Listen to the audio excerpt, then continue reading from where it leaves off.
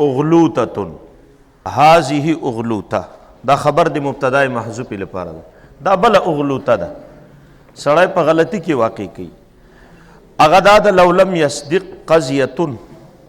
هغه غلطي کې دا واقع کوي چې په دې اغلوطه کې انتفاع د عام راغلی د بغیر د انتفاع د چا نه د خاص نه او قانون دا د چې کله انتفاع د عام راغلی نو انتفاع د خاص به ورسره راځي او ته وګوره په دې قضیه کې انتفاع د عام راغلی ده او انتفاع د خاص ورسره نشته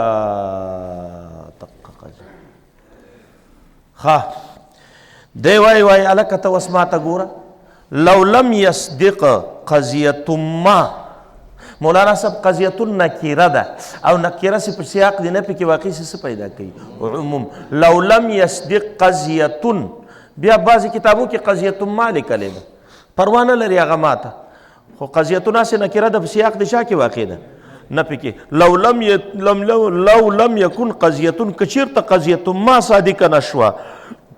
نو لم یصدق زید قائمون دا زید قائمون بم نه صادقي دا صغرا شوه ولې د دې صغرا دلیله وایي ځکه زید قائمون هم یوه قضیه د قضایاونه ده او کله چې قضیة ما څه شوه نفي شوه نو زید قائمون به هم څه کېږي نفي کېږي په دنیا کې به یوه قضیه هم بیا نه صادقېږي حتی زید قائمون به هم دا صادقه نه وي دا به هم پورته او کبرا وکلما لم یصدق زید قائمون په هر تقدیر د تقادیر باندې چې څوک صادق نشو زید قائمون صادق نشو نو صدق نقیزه اعنی زید لیس بقائم نو صادقیږي به نقیز دا کبرا شوه دلیل د کبرا وایي والا بیا ارتفاع دی نقیزین راځي ولې زید قائمون او لیس بقائم نقیزین نه دي نو چې زید قائمون هم صادق نشو زید نو لازمي ارتفاع دی نقیزین او ای باطل است هلکه دغه زید قائمون او زید قائمون دا حد اوسط دغه نتیجه سره وتله هغه مقدم او د دې کبرا تالی سره ولګوه کلما لم یصدق قضیة ما نو لصدق زید لیس بقائمین او زید لیس بقائمین هم یو قضیه د قضایاونه ده که نه ده انتفاع د عام راغله بغیر د انتفاع د چا نه د خاص نه و این باطل است څوک پوه شو په دې سبق باندې د دې اغلوطي مطلب څه شی و انتفاع د عام راغلی ده بغیر د انتفاع د خاص نه او قانون دا ده چې انتفاع د عام راغله او دلته عام منتفي د خاص نه ده منتفي زه خو په پوه یم تاسې په پوه شوئ نو دی وایي مولانا صاحب والحل هلکه د دې حل به څنګه کوي وایي د دې حل به داسې کوم زه تا نه تپوس وکړم دې صغرا کې نه ده چې دی وایي چې کلما لم یصدق دا کلما موجبه کلیه ده که نه ده په دې کبرا ته راشه وکلما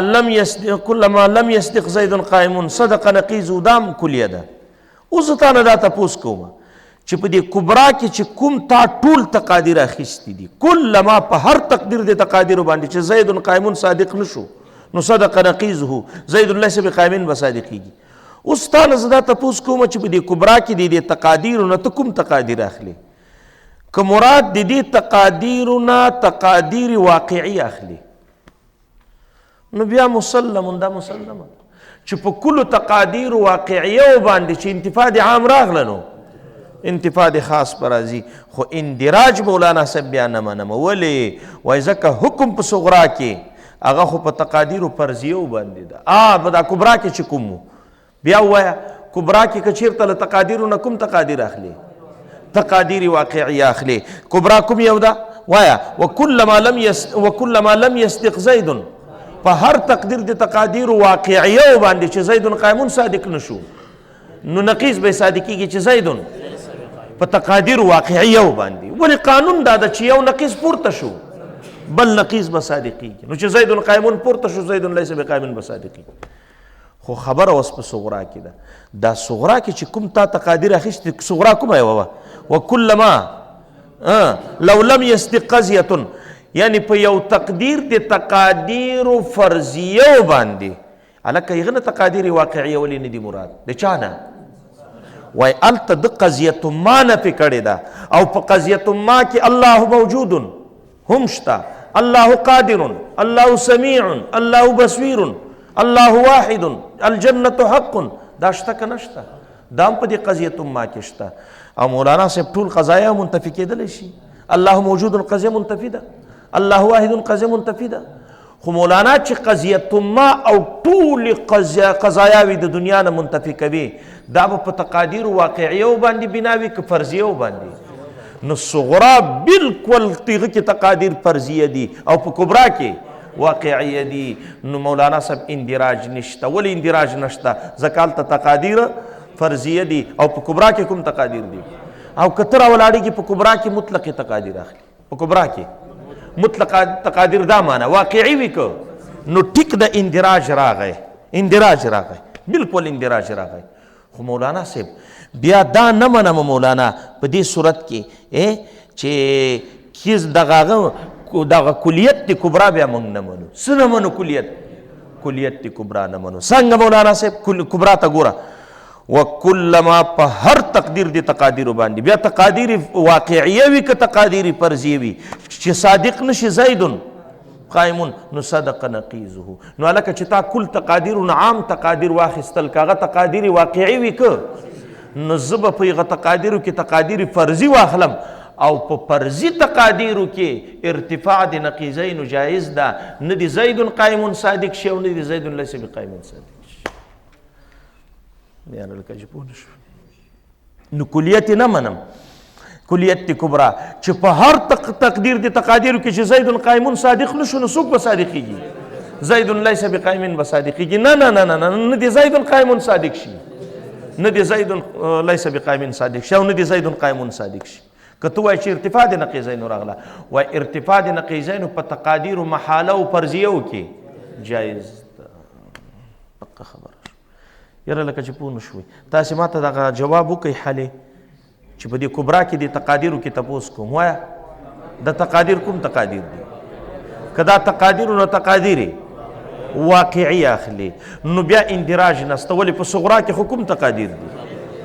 ولې په هغې کې تقادیر واقعي اخیستلی شي؟ ولې په تقادیر واقعیو کې قضیة ما منتفي ده؟ نه. ولې په قضیة ما کې الله دا هم شته او نه دي منتفي او صادق دي.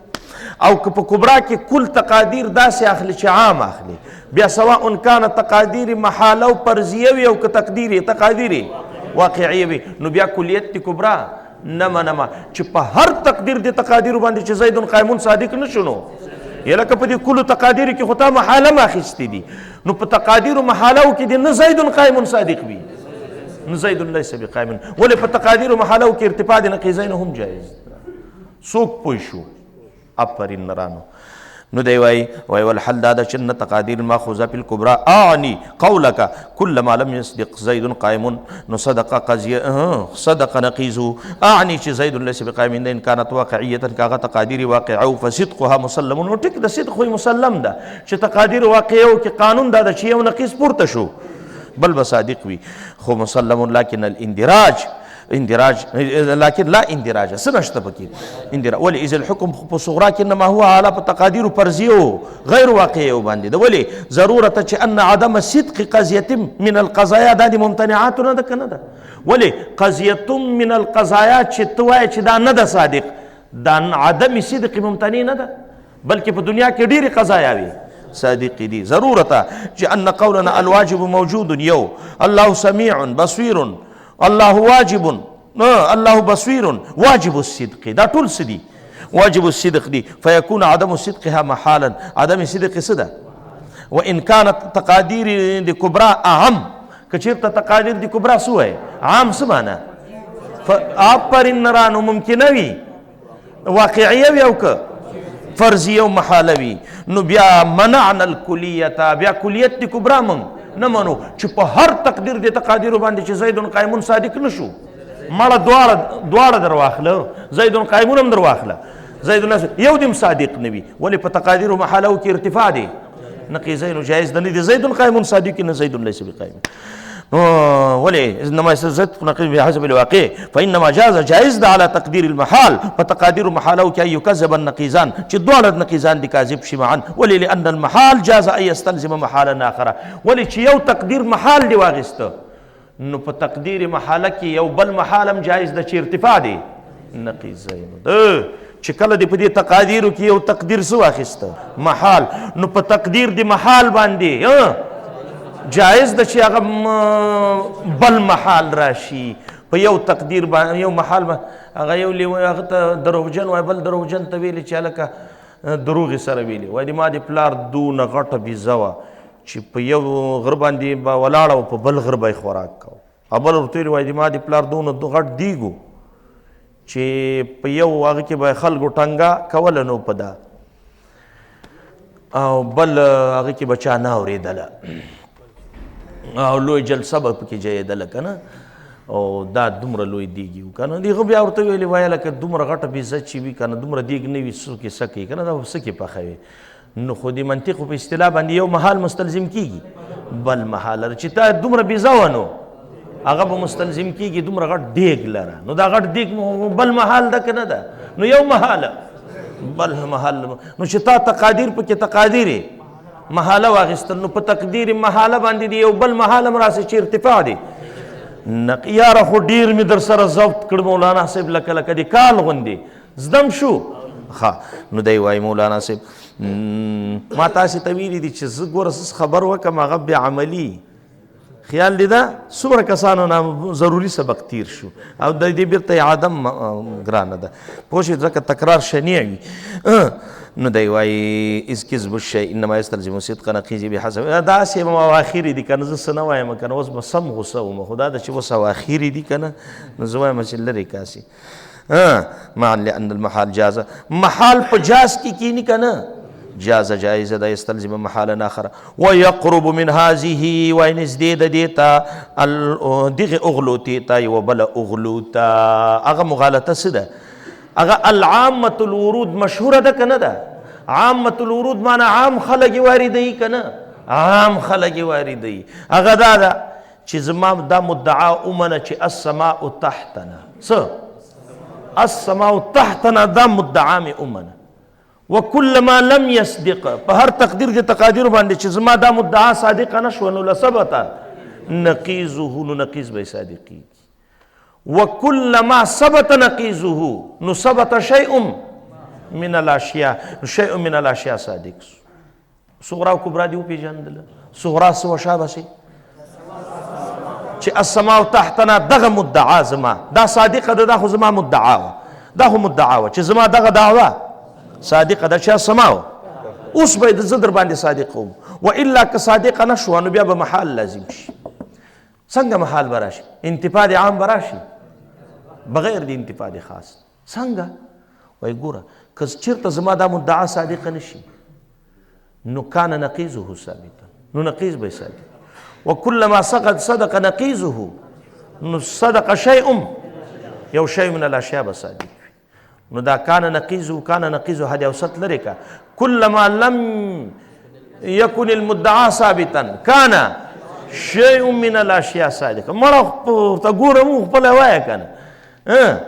الکه زما مدعا صادقه ده کنه دا غدي سلم ولا مغالطه ده کنه كلما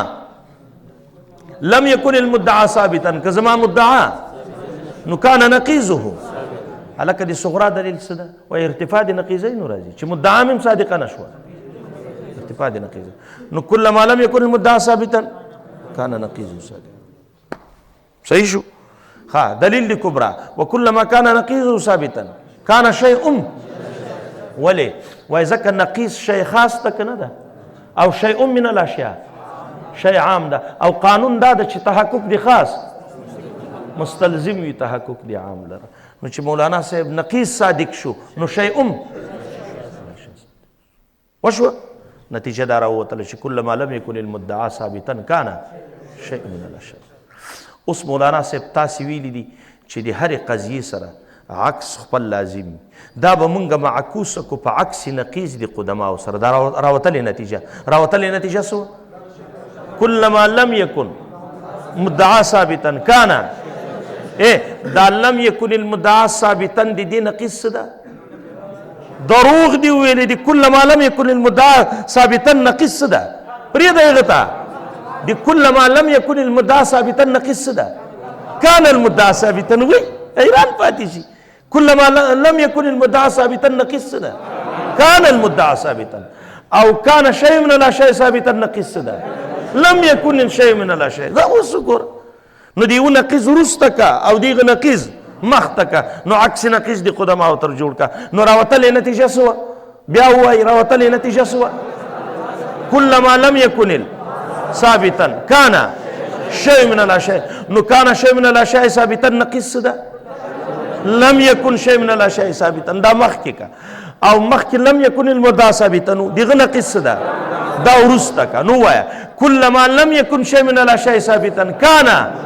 مدعا ثابتا. او دا صحیح ده. ولې؟ ځکه انتفاع د عام راغلی ده بغیر د انتفاع د خاص نه. ای کاذب است. ولې؟ کلما لم یکن شی من الاشیاء ثابتا، که چېرته یو شی د اشیاو څه نه شو نو کان المدعا ثابتا، بیا مدعا ثابتېدلی شي. ولې؟ مدعا خو هم په یو شی من الاشیاء کې پروت ده. وګوره ستا مدعا زما مدعا دې نه منله، زما مدعا دا و چې السماء تحتنا. نو د هغه په وجه باندې دا محال راغی چې انتفاع د عام راغله بغیر دی انتفاع د خاص نه، او انتفاع د عام بغیر د انتفاع د خاص نه باطل. زما عدم ثبوت د مدعام باطل ده. نو زما مدعا ثابته شوه چې السماء تحتنا. ودې لید مولانا صاحب دا دروغ یې در باندې ثابت کړ. پوه شوې؟ دوی اوس په دغه سټپ بای سټپ داسې په ترتیب باندې راځي چې هلکه عکس نقیز د نتیجې خو دا شو چې کلما لم یکن شی من الاشیاء ثابتا کان المدعا. دې کې انتفاع د عام راغلی ده بغیر د انتفاع د خاص نه. او مولانا صاحب دا کاذب ده. دا کذب چې په عکس کې راشي دا له وجې د کذب دی اصل نه. اصل خدا و چې کلما لم یکن المدعا ثابتا کان، هغه راوتلې نتیجه کې چې کذب راځي له وجې د اصل قیاس نه. قیاس کې یوه صغرا ده چې کلما لم یکن المدعا ثابتا کان. دروغ دی ویلې صغرا. کلما لم یکن المدعا ثابتا کان نقیزه وکلما کان نقیزه ثابتا کان. نو هلکه یوه صغرا ده بله کبرا. کبرا هم ټیک ده. ولې چې نقیز ثابت شو یو شی من الاشیاء ثابت شو. ولې تحقق د خاص مستلزم ده. والصغرا ته راشه. صغرا کې مولانا صاحب دوه شیان دي. یو شی پکې مولانا صاحب تقادیر دي، او بل چې کومه د ملازمه ده پکې ملازمه هم صحیح ده. مولانا څنګه ملازمه؟ که چېرته مې مدعا ثابته نه شوه نو ولې بیا لازمیږي ارتفاع د چا؟ غم په تقادیرو کې ده چې تا ویلي که په دې تقدیر چې زما مدعا ثابتا دغه تقدیر دې نه منم در سره، غم په مقدم کې ده چې دغه تقدیر دې نه منم در سره. که چېرته په دغه تقدیر چې زما مدعا ثابته نه شوه نو نقیز به ثابتېږي. نو مدعا نه ثابتېدل دا باطل دی، بلکې مدعا مې ثابته ده. زه به څه درته ووایم؟ نو مولانا صاحب تاسې وایي یو جواب خو دې نه موږ دا کړی و چې چا ویلې چې ارتفاع د نقیز د هغه عکس النقیز کاذب ده. عکس النقیز صادق ده. او که تو وایي چې مولانا صاحب دې کې انتفاع د عام راغلی بغیر د انتفاع د چا نه د خاص نه، انتفاع د عام راغلی ده شیء من الاشیاء له دنیا نه منتفي شوی ده، او شیء من الاشیاء چې منتفي شو نو بیا به مدعا نه منتفي کېږي، او دلته مدعا نه ده منتفي شوی. نو دې کې انتفاع د عام راغلی بغیر دی وای پروا نه لري، دا صادقه ده. ولې؟ دې کې یو محال مستلزم شوی ده بل محال لره. هغه څه ده چې په دنیا کې یو شیء ما نفي کول دا یو محال ده. چې ته په دنیا کې یو شی عام نفي کوي دا یو محال ده. ولې؟ په دنیا کې الله خو موجود ده، په الله باندې هم اطلاق دی شی کېږي، د الله صفاتو باندې اطلاق دی شی کېږي، هغه هم ثابت دي، بلکې ټول خلایق ثابت دي په دنیا کې. نو یو شیء ما په دنیا کې بالکل شیء ما نفي کول دا محال ده که نه ده؟ او په تقدیر د دې یو محال باندې چې بیا دا بل محال راغی څه چې انتفاع د خاصه را نغله، انتفاع د عام یو محال ده، او په تقدیر د دغه محال باندې چې انتفاع د عام راغله او عام خاصه نشو منتفي، نو دا د خاص نه منتفي کېدل دا بل محال شو. انتفاع د عام یو محال شو، او بیا انتفاع د عام نه مستلزم کېدل، انتفاع د خاص لره او خاص موجودېدل دا بل محال شو. او وجوزوا استلزام المحال محالا، د یو محال مستلزم کوي دا یې مستلزم کړی بل محال لره. پروا نه لري یو محال مستلزم کېدی شي بل محال لره. تاسې پوه شئ که نه؟ دې نه بیا نور جوابونه هم دی کړي دي مولانا. نو دی وایي وایه لکه دې کې بله غلو ته دا مغالطه عامة الورود التي يمكن ان يثبت هغه دا ده چې ممکنه ده چې ثابت کړی شي بها په دې سره ای مطلوب هر مطلوب چې زړه دې غواړي اردت چې اراده دې وي السماء تحتنا هم صادق کولی شي صادقا کان او کاذبا فنقول موږ وایو چې مدعا ثابته ده دا مې مدعا شوه ولې لانه لم يكن مدعا ثابتا كان نقيضه ثابتا وكلما كان نقيضه ثابتا كان شيء من الاشياء ثابتا نتیجه یې ورکړه لو لم يكن المدعا ثابتا كان شيء من الاشياء ثابتا وينعكس دا به معکوس شي په عکس نقیض د قدماء سره چې لو لم يكن شيء من الاشياء ثابتا كان المدعا ثابتا مع انه سره له دې نه چې دا مدعا هم شیء من الاشیاء ده نو موږ مولانا صاحب شیء من الاشیاء څه کړی ده نفي کړی ده خو مدعا هم یو شی د چا ده او هغه نه ده نو هذا خلف دا خلاف مفروض ده ولې مفروض خدا ده چې انتفاع د عام راغله نو هغه مستلزم کیږي چا لره او دلته عام منتفي شوی خاص یا خلف په فتحې سره قول ردی ده دا یو باطل قول ده چې عام دی منتفي وي او خاص دی نه یې منتفي دا یو باطل قول ده وتحیر العقلاء وعقلاء ټول حیران شوي دي په حل دی کې فمن قائل بعض د قائل نه یقول انا لا نسلم موږ نه منو مولانا صاحب دلته یې ولیکم درته لیکلو ته حاجت شته ما ته وګوره مولانا صاحب داسې وګوره که نه په دې هغه کې نه ده په دې صغرا کې صغرا ته ووایه راته د اصل دلیل هغه د عامة الورود صغرا ووایه افرین مدعا مې ثابته ده ولې کلما لم یکن المدعا ثابتا کان نقیض نقیض شی خاص ته که نه ده دا ذهن کې ونیسه چې مدعا ثابته نه شو نو نقیض به ثابتېږي دا صحیح شو وکلما کان نقیض ثابتا کان ذلک الشیء ثابتا کان شیء من الاشیاء نه کوم شی مراد ده دغه نقیض مراد ده نو د شی نه شی خاص مراد ده راځه دغه شی خاص راونیسه نتیجه وکلما کان وکلما لم یکن المدعا ثابتا کان ذلک الشیء ثابتا په هر تقدیر د تقادیر باندې چې مدعا ثابته نه شوه نو آفرین شیء من الاشیاء مطلب دا ده ذلک شیء ثابتا ذلک شیء څوک ده نقیض ده وسې معکوس که په عکس نقیض د قدماو سره په عکس نقیض لو لم یکن ذلک شیء ثابتا کان المدعا ثابتا کلما لم یکن ذلک الشیء ثابت ذلک الشیء څوک ده نقیض ده که نقیض ثابت نشو کان المدعا ثابتا خود به مدعا ثابتېږي دې کې څه کذب ده اوس دا صحیح شو که نه شو نو مولانا صاحب التا په قیاس کې د شی نه شی خاص مراد ولې په کبرا کې چې مونږ ویلي وو چې کلما کانه نقیضه ثابتا نو کانه او شیء نکره ده او بله ورځ مې ورته ویلې چې نکره په سیاق د اثبات کې واقع شي خصوص پیدا کوي نو کلما کانه نقیضه ثابتا کانه شیء من الاشیاء معنا دغه شی به ثابت وي کوم شی چا نقیض ده وس دغه ونیسه عکس نقیض کې دا ونیسه ځان سره ځه کلما لم یکن ذلک الشیء ثابتا کان المدعا ثابت او که ته چېرته راولاړېږي په عکس نقیض کې د شی نه شی عام اخلي کوم شی اخلي نو ټیک د عکس نقیض د کاذب ده چې کلما لم یکن شی من الاشیاء ثابتا یو شی اما چې صادق نشو کان المدعا ثابتا مدعا صادقېږي انتفاع د عام بغیر د انتفاع د خاص نه راغلی ده بالکل دا کاذب ده خو دا عکس نقیض زمونږ نه ده کوم چې زمونږ د نتیجې عکس نقیض ده هغه عکس نقیض ده چې له شی نه کوم شی واخلي شی خاص او که ته دغه عکس نقیض وایې چې په هغه کې له شی نه کوم شی مراد ده بالکل کاذب ده خو هغه زمونږ عکس نقیض نه ده او کوم چې زمونږ عکس نقیض ده هغه کاذب نه ده بلکې صادق ده ولې ته چې کوم کاذبوې دا کوم عکس نقیض ده عام واخلي بالکل کاذب ده انتفاع د عام راغلی بغیر د چا نه بالکل ایمانه در سره خدا زمونږ عکس نقیض نه ده او کوم چې زمونږ عکس نقیض ده مراد دغه له شی نه کوم شی مراد ده بالکل صادق ده نو کوم چې عکس نقیض ده دلته راغلی نه ده هغه صادق ده کوم چې راغلی ده او کاذب ده هغه زمونږ عکس نقیض نه بس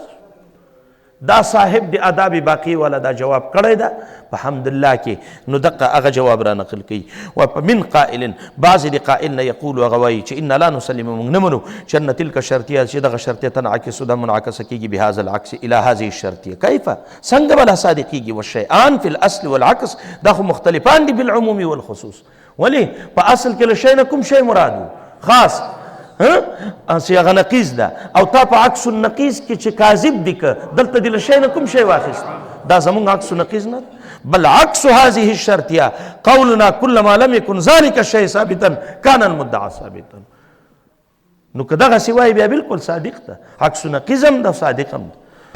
وهو حق حق معنا دي ثابت سره دا صادق سره دغه صادق ده. وان شئت قل بتقرين اخر په بل طریقه باندې حل کولای شي چې ان عکس تلك الشرطيه لو لم يكن شيء من الاشياء ثابتا. مولانا صاحب دي عکس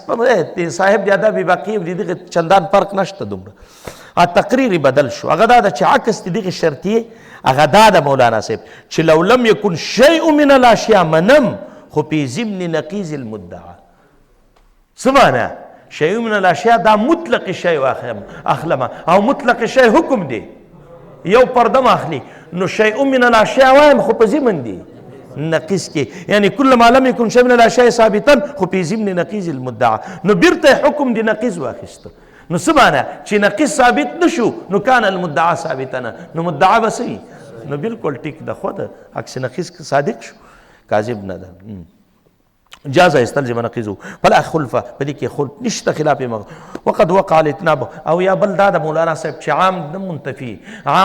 شی نه د شی عام واخیستلی شي ځا خو انتفاع عام بغیر د انتفاع خاص نه راغلی د پروانه لري یو محل مستلزم شوی ده او دا جایز. څه شو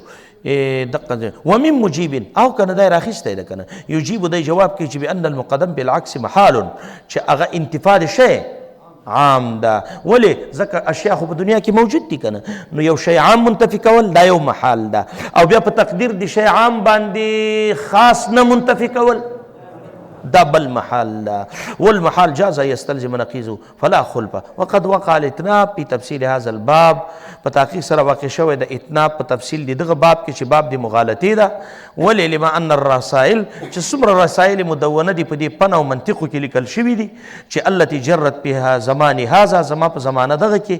چې په دې باندې جاری شوی د عادت قرات دی غو رسائل خالیه عن تفصیل باب المغالطه دا د باب د مغالطې د تفصیل نه خالی دي. فرأيت ما وګڼله اولید الان اوشح چې زه ښایسته کمه بذکره رسالته یعنی دا مې ښه وګڼله چې زه په ذکر د دې تفصیل سره زه ښایسته کمه رسالتي هذه دقه رساله زما لتكون نافعه للمتعلمین مفیده للطالبین وګرځي. نو فصل لابد ان يعلم چې زده کړی شي چې انه اذا كان احدى مقدمتي القياس غیر برهاني دا هغه په هغه کې تیر شو درته که نه سلام کې تیر شو نتیجه تابع د چا وي یا خاص ارزل وي. نو چې یوه برهاني وي دا بله غیر برهاني وي نتیجه به غیر برهاني راوځي. دا یو شی وي دا بل تخیلي وي شعري هغه قیاس بیا شعري جوړیږي. بس ګوره ورته چې کوم مقدمتینو کې یوه مقدمه اخصه ورزله و نتیجه به یې هغه شی راوځي. نو دی لابد ان يعلم انه اذا كان احدى مقدمتي القياس غير برهاني بل كانت جدلي ويا خطابي ويا شعري وي او غيرها نو قياس ايضا غير برهاني وي. وكذا الكلام بالقياس الجدلي ونظائره. وبالجمله اقول بالكلام المجمل اصل دي خبر دا وایم چې مؤلف دی راجح و مرجوح نه مرجوح وي. وها هنا قد تم بحث صناعات الخمسه وبه تم مقاصد الفن بنوعيه اعني موصله تصوري او تصديقي دواړه ختم شو. خاتمه هذه خاتمه دا ما سایتی تر حد پورې خاتمه ده. دی ویلي كل علم ثلاث امور دي هر علم لپاره مولانا صاحب د دې نه علم مدون مراد ده یو علم غیر مدون ده په معنا د مبدو الانکشاف په معنا د حاضر عند المدرک هغه بیا تقسیمیږي حصولي حضوري ته حصولي تصور تصدیق ته هغه بیا بدیهي و نظري ته پلان اقصی چې جاری کیږي په علم غیر مدون کې ده. دلته وس د علم نه کوم علم مراد ده مدونه. وس مولانا صاحب یو اصطلاح د متأخرینو د بل د قدماو ده دا تا ته د کتاب د تصنیف چلم خي چې ته کتاب لیکې په یو علم مدون کې نو څه چل به کوي. دی وایي کل علم دی هر علم مدون لپاره ثلاث امور څو امور دي درې اجزا دي امورونه یعنی ثلاثو اجزاء درې اجزا دي. یو به موضوع د پن راوړي. موضوع چاته وایي؟ ما یبحث فی العلم، چې بحث کیږي په علم کې د عوارضو او د لواحق ذاتیه. او لواحق عطف تفسیر ده په ژبه دې باندې، یعنی محمولات، لکه بدن د انسان د علم طب لپاره وس انسان موضوع کا د دې د عوارض ذاتیه، تبه ده، مرض ده، صحت ده، دا شیانو نه بحث کی. او بل چې کومه ده لکه کلمه او کلام شو مولانا صاحب، کلمه او کلام دا موضوع د علم منطق ده، خو مولانا صاحب د دې نه بحث کیږي. کلمه او کلام د چا نه بحث کیږي؟ د عوارض ذاتیهونه. د کلمې او کلام عوارض ذاتیه څه دي؟ هلکه دا کلمه معربه ده، دا کلمه مبني ده، دا منصرفه ده، دا غیر منصرفه ده، بحث کیږي که نه کیږي؟ نو انصراف او عدم دا شیان عوارض ذاتي دي. او تاسو ته ما ویلي دي چې عوارض ذاتیه او غریبه او مابین کې په فرق باندې خو پوه شوي که نه؟ او کبدن الانسان لکه یا لکه کلمه او کلام شو، یا لکه صيغه د علم صرف لپاره دغه خال علم نحو والمقدار، یا لکه مقدار کم متصل ته وایي. دا متصل راوړ مولانا صاحب دا لکه په تجرید باندې بنا کنه. اصل کې مقدار چاته وایي؟ کم متصل ته وایي. وصل مقدار نه مطلق کم واخله، متصل پکې راغی یعنی کم متصله. کم متصل چاته وایي مولانا صاحب؟ چې د اجزاء په مابین کې حدود مشترکه وي.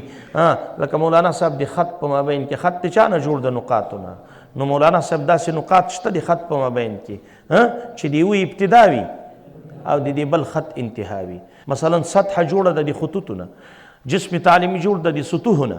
نو داسې سطحه مشترکه شته پکې مولانا صاحب چې له دې ځای نه د هغې ابتدا شروع کېږي او د دغې انتها ده. خو ژبې دې باندې نو حدود مشترکه چې دی کم متصل. بیا قاروزات او غیر قاروزات. نو کم متصله یو قاروزات او بل غیر قاروزات ده. کم متصل چې کوم د قاروزات چې اجزای مجتمع په الوجود وي، هغه نه بحث چې د علم هیئت کوي. علم هندسه څه؟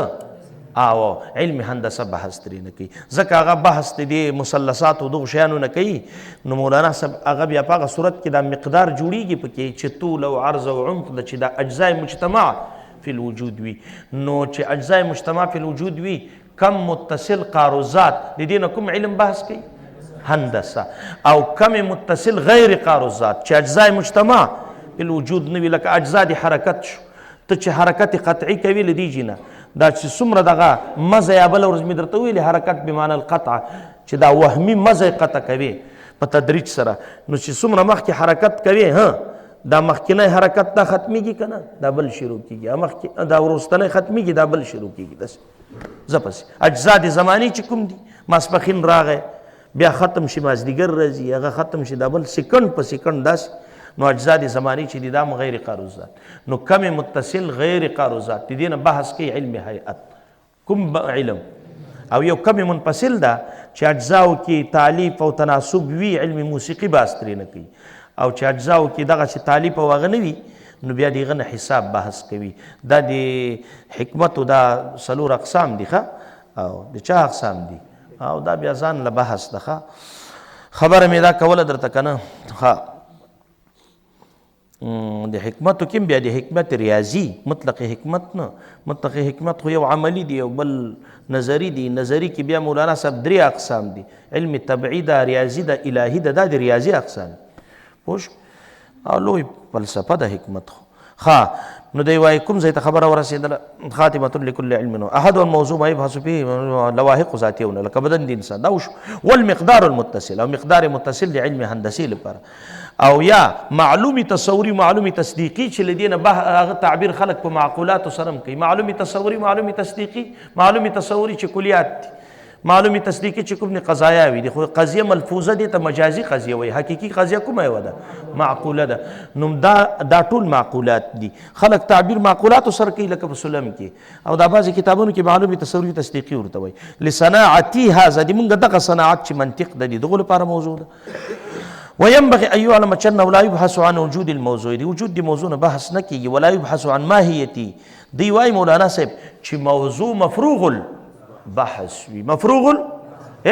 دي واي موضوع سره القيوداتنا دا ټول مفروغ البحث وي. مفروغ البحث دي بحث اسانه ترجمه درته وکم. بحث محمول ته وایي. مفروغ البحث معنا مفروغ المحمول وي. دا معنا چې موضوع او قیودات دي دا د چا لپاره محمول نه واقع کېږي بلکې د ده لپاره به محمول راځي. پوه نه شوئ په دې باندې؟ کلمه به د چا لپاره محمول نه وي، کلام به د چا لپاره محمول نه وي، د ده لپاره به محمول وایي چې الکلمة معرب، الکلمة مبني، الکلمة پلان. پوه شوئ په دې باندې؟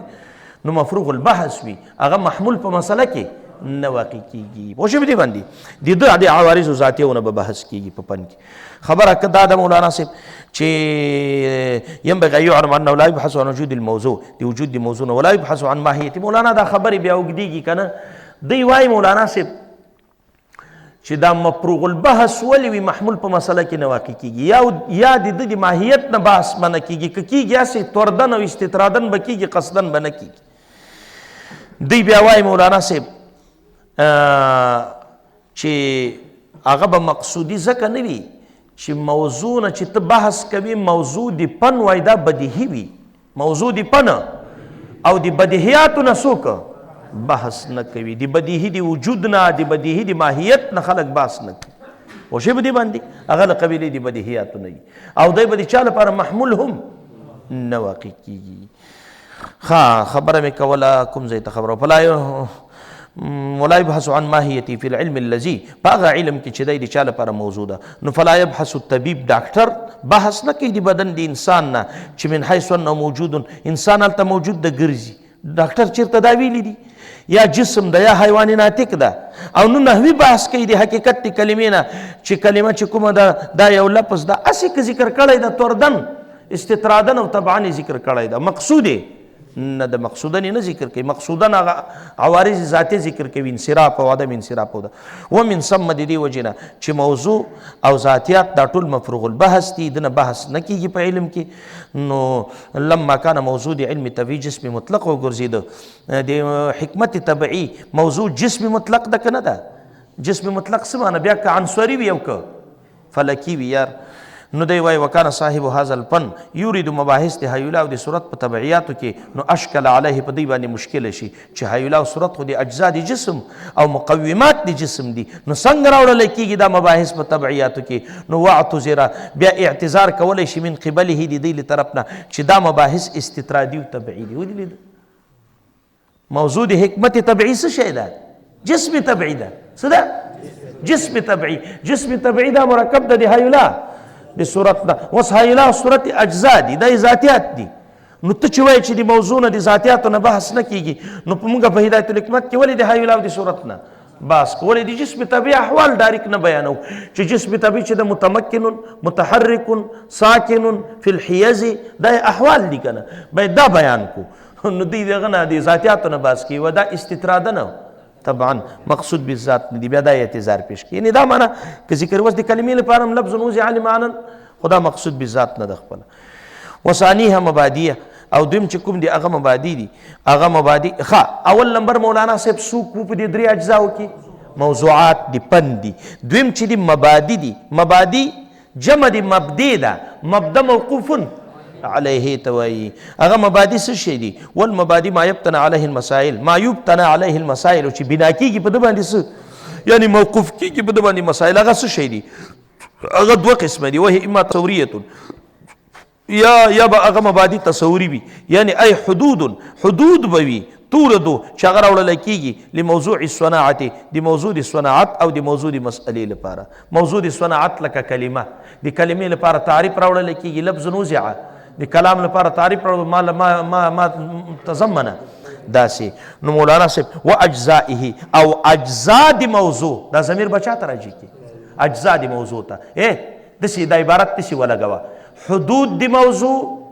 که چېرته موضوع د بسایطو نه وه، حدود د اجزاو د موضوع، حدود د چا؟ د اجزاو د موضوع که چېرته هغه موضوع له قبیلې د مرکباتو نه وه. ولې مرکب خو بیا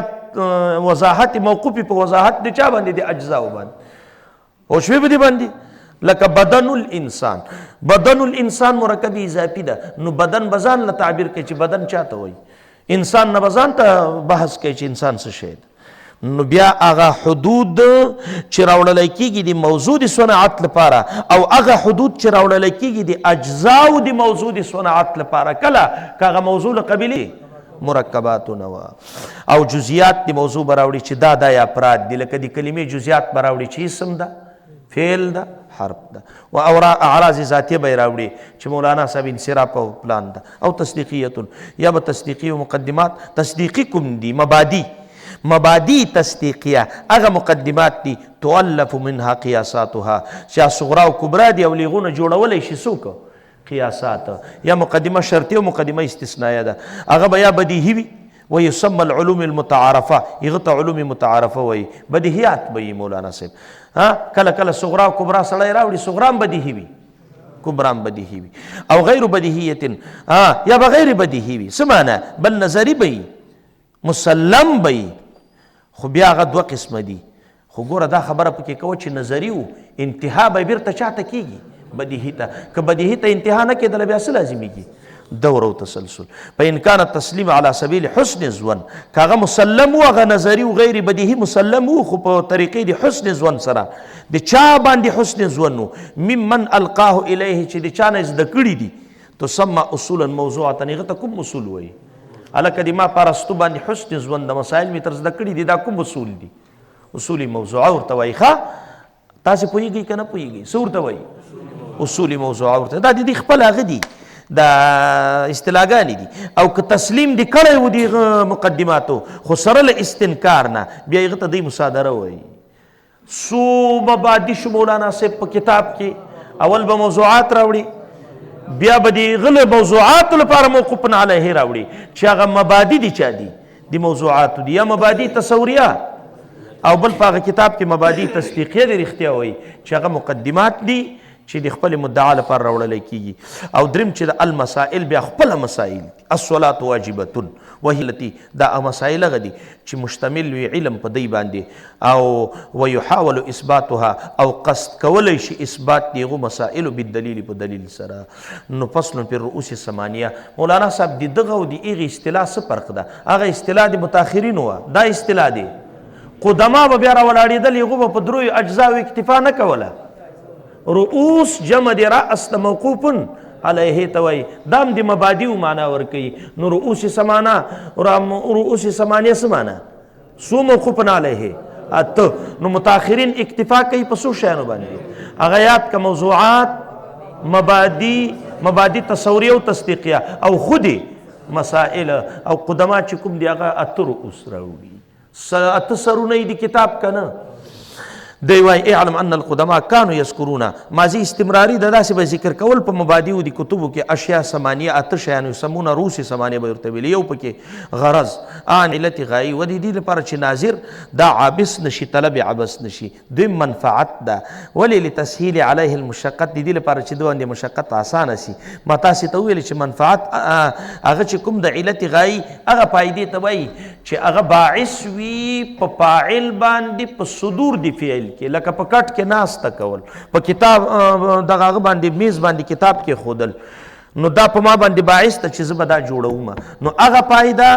چې هغه باعث وي په صدور د فعل باندې له فاعل نه هغه ته څه وایي علت غایي وایي ولې دا په تصور کې مقدم وي او په وجود خارجي کې مؤخره وي د وجود خارجي کې به دا شی جوړیږي بیا به دا له پاسه پکې ښودلی کېږي ټولو کې وجود خارجي کې مؤخره وي خو مولانا صاحب چې انسان شوقه ورته راشي نو بیا په دې کې دی منفعت ورته وایي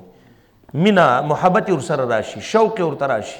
نو مولانا صاحب په دې صورت کې بیا دې ته دی منفعت وایي نو منفعت ورته وایي او که شوق وي که نه وي هغه بیا علت غایي ده نو دی وایي منفعت پکار ده چې هلکه شو لتسهیل علیه المشقت فی تحصیل ده لتسهل علیه المشقت فی تحصیلي ځکه چې دی په هغه سره شوق ولري نو هغه مشقت په ده باندې څه اسانه کېږي دریم چې د تسمیه ده هلکه هغه کتاب او د هغه فن تسمیه نوم به یې پېژني چې دا نحوه ده او دا پلانی کتاب ده عنوان د علم عنوان د علم چې هلکه د هغه نه په کوم علم سره په کوم نوم سره تعبیر کېږي عنوان ما یعبر به چې په ده سره په هغه شي د ده نه په هغه شي سره تعبیر کولی شي لکه چې کلمې او کلام عوارض ذاتیه پکې بیانېږي دې نه موږ تعبیر کوو په نحوې سره عوارض ذاتیه د صیغې بیانېږي د هغه نه تعبیر کوو په چا سره په صرف سره والکه دې ځای نه پاسه ها نو دغه نه هغه کوو نو مولانا صاحب عنوان پکار ده لیکون عند الناظر اجمال دا ډیره ښه خبره کوي د ناظر په نسبت باندې به دا نوم زده کول څه شي اجمال شي او بیا اجمال ما يفصله چې مولانا صاحب لغه نه وروسته بیا د غرض بیا څه کوي تفصیلی کوي چې لکه سیانت راولي یا اعراب و بنا پکې پیژندلی کېږي بیا لغه نه وروسته دا شی نو مطلب دا ده چې ورې به په دې نوم سره اجمالا ورته حاصل شي او بیا به تفصیلا نو دی وایي لکه ورابعها المؤلف په صيغه د اسم فاعل سره وایي څلورم مؤلف پیژندل چې هلکه د دې مؤلف څوک ده نو لیسکن قلب المتعلم د دې لپاره چې د هغه زړه د متعلم څه شي دا برقراره شي برقراره کېږي هله چې دغه فن او دغه کتاب مصنف او مدون دته معلوم وي چې مولانا صاحب دا فن چا وضع کړی ده ارسطو تهذیب چا لیکلی د علامه تفتزاني صاحب ډېر سخت په شوق هغه لوی سټې دي که نه نو کتاب یې ډېر ښه په شوق زده کوي او بل دا ده چې زړی برقرار شي پنځم چې دا انه په ای مرتبه هلکه په کومه مرتبه کې ده نحو امیر ملا صاحب ده چې الحمدلله خطبه ختمه شي و بعد د اما بعدونه د باجه کې وایي چې هلکه دا مختصر مضبوط او محفوظ په علم نحوه کې ده کې مبتدی را بعد حفظ مفردات هلته مرتبه نه ذکر کوي چې اول به د علم لغت زده کړي د مفرداتو معنا به دې زده کړي د ما کتاب کې دا شی نسته چې رجل چاته وایي پرس چاته وایي دا به تا پخوا زده کړي مخکې به د صیغه زده کړې وي دا د ما کتاب کې دا نه زده کېږي چې ضربه معلومه ده او ضریبه مجهوله ده دا به تا پخوا زده کړي علم اشتقاق نه وروسته څلورمه مرتبه بیا د علم نحو ده بیا اعراب و بنا و سوات خواندن په عبارت ویلو کې تا ته څه درکوي توانایي د حد طاقت درکوي عبارت به ډېر ټیټ وای روان به پوه شوې دې باندې نو دا په دې باجه کې نحو امیر ملا صاحب مرتبه نه ده ذکر کړې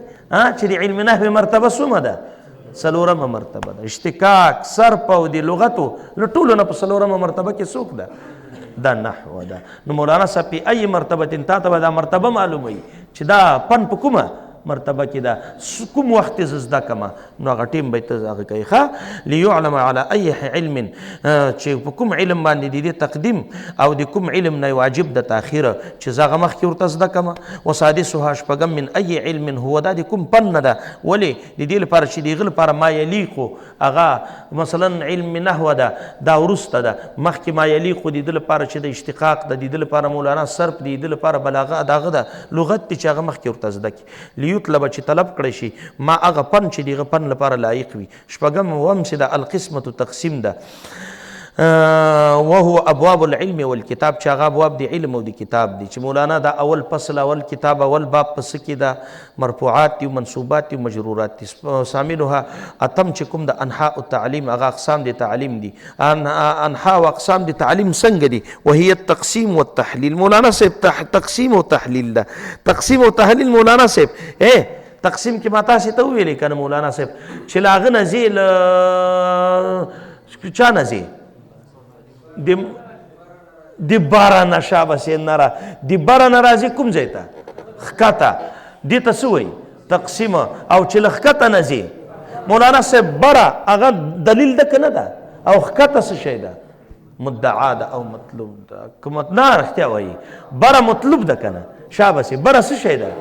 مطلوب ده هغه ولې بره ده ځکه مقصود بالذات ده ستا مقصود بالذات مدعا او مطلوب ده که نه ده او دلیل دی مقصود بذات تک بالطبع ده بالطبع ده نو مولانا صاحب اول نتیجې نه چې ته راځې له مطلوب نه شاته په طرف دی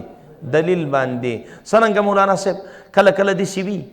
چې دا مطلوب نه راشي دې نتیجې ته دلیل ته لیغه دلیل نه دې دلیل ته لاغه دلیل نه دې دلیل ته کله کله مولانا صاحب د یو مدعا لپاره څلور پنځه دلایل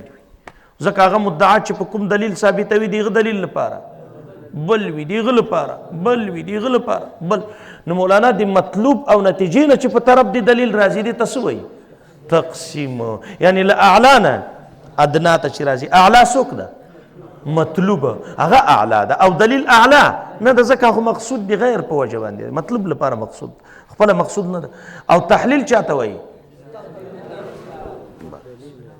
او کنه تاسو پوه شئ دې باندې اوس د مثال په ډول باندې زه هغه ته راځم د دې لپاره یو مثال ما تاسو ته ښودلی یم زیدون څه شي باندې مې ښودلی و جوهر مې ښودلی و ښه اوس ګوره زیدون جوهر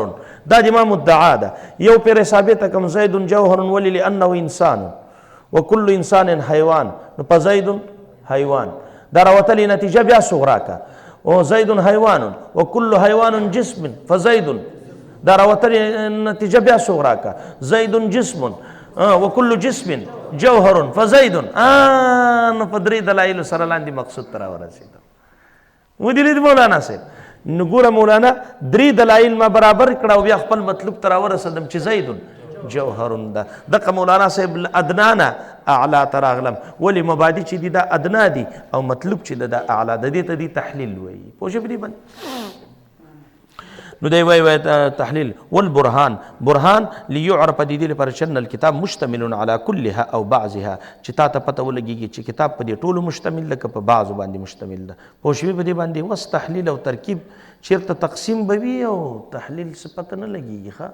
یا تحلیل به وي رښتیا وایي خو تقسیم چېرته پته نه لګېږي پخوا د کتابو کې دا قصې ټولې وي ښه اوس خو دومره سلیس لیکلی طالب ته بالکل اساني وي په دې تحلیل او ترکیب چېرته پوهېږي چې نتیجه په مخه وړه څومره دلایل پکې جوړېږي بیا له دلایلو نه راځه خپل مطلب ته پوه شوې په دې باندې دا طالب چېرته کولی شي نو دا کوم ځای ته ورسېدله دقه خبره شوه سامعینو تعلیم اقول زه وایم وایي وانا محمد فضل الامام الخیرآبادي وایي زه څه وایم دا مقوله ده چې هذا آخر ما اردنا جمعه وایي دا آخر دیغه ده چې ما اراده مونږه اراده د جمع کوله و تألیفه په هذه الرساله د کتبو د اقدمینونه او د کلماتو د متاخرینونه او غرض من هذا التألیف لیس الا تعلیم المبتدین او تسهیل د کار په طالبانو باندې فإن نفعك که چېرته نفع کړه مخاطب غیر معینه طالبه الراغب شوقمن د دې عجاله هغه شي ته وایي چې په تلوار حاصله شي دا رساله مې وایي په تلوار حاصله کړې ده نفعا یسیرا لږ غوندې نفع یې درکړه څومره لږ غوندې نفع یې درکړه طالب راغبه شوقمنه د دې رسالې د دې عجالې چې په تلوار مې حاصله کړې ده نفعا یسیرا لږ غوندې نفع یې درکړه نو فلا تنسني ته ما مه هېروه بدعاء حسن الخاتمة په دعا د ښه انجام باندې او بل په دعا د نجات من حر الحاطمه چې دا کنده د جهنم د دې غله ګرمایش او له حرارت نه یعنی د نجات د عذابونو د آخرت نه ماته دعا وکړه وصلی الله علی سیدنا محمد خاتم النبیین اولا واخرا وظاهرا وباطنا والحمد لله رب العالمين تمت بالخير ما شاء الله اللهم صل على سيدنا محمد وعلى ال سيدنا محمد یا الله دې موږ دا ناسته قبوله کړي الله په خدمت راته حساب کړي ثوابونه نبی علیه السلام ته یو لک وسلام صحابه کرامو تابعین تبع تابعین مصنفین او شارحین دې موږ والدینو ته دې موږ اساتذه او ته ټولو ته ثوابونه ورسوي که ژوندي دي نیک ژوند ورته نصیب کړي الله که مړه دي الله ته په ورحمېږي د ټولو خدمات قبول کړي الله یا الله دې موږ طلباو ټولو ته شرح صدر نصیب کړي الله دې موږ ټول د زندګۍ اسباب برابر څومره آینده دورې کوو څومره کتابونه درسو وایي الله خپله رضا راته نصیبه کړي پکې دا طلباو ټول یا الله که تږي راغلي یا الله سیراب یې بوځي له دې ځای نه یا الله ټولو ته شرح صدر نصیب کړي په ټولو فنونو کې ټولو کتابونو کې مهارت ورته نصیب ټول د خپلو اقرباو والدینو لپاره قرة العین وګرځوي الله د ټولو مدارسو د ټولو مراکزو علما او طلبا او مجاهدینو څوک چې په هره شعبه کې خدمت کوي الله د ټولو حفاظت وکړي الله مجاهدینو ته دعا وکړي الله ثبات ورته نصیب کړي الله ثابت قدمه کړي الله یا الله حکومت ته یا الله بقا نصیبه کړي یا اله العالمین چې کومې وعدې کړي دي د هغې د اجرا د عملي کولو توفیق ورته نصیب دا د دوی د رسمیاتو لړۍ یا الله شروع کړي زر تر زره یا اله اقتصاد برابر یا الله چې چېرته په کومه خاوره کې مجاهدین دي یا الله علما دي طلبا دي یا الله ته حفاظت وکړي یا اله العالمین یا رب العالمین یا اله العالمین زموږ والدینو ته دعا وکړئ زموږ والده بیماره ده یا الله صحت کامل عاجله ورته نصیب کړي یا الله دې د طلباو لاسونه هسې مه کوزوي زموږ ټول دعاګانې قبولې کړي د دوی باره کې چې مونږ کوو او دوی د مونږ باره کې کوي یا الله دې ټولې قبولې کړي دعاګانې یا الله روغ صحت د خپل عبادت او بندګۍ لپاره د عزت سره زندگی ورته نصیب کړي الله دراز عمر ورته نصیب کړي والد صاحب ته دعا وکړي د موږ د چا چې وفات دي الله په ورحمېږي الله دوی ورته صدقه جاریه وګرځوي او که د چا ژوندي دي الله نیک عمر ورته نصیب کړي د ټولو شرعي مقاصد حل وګرځوي الله زیر مجلس چې څومره شرعي مقاصد دي الله مونږ ته هم دعا وکړي او پټه دعا راته وکړي الله د مونږ زندګۍ اسباب ټول برابر کړي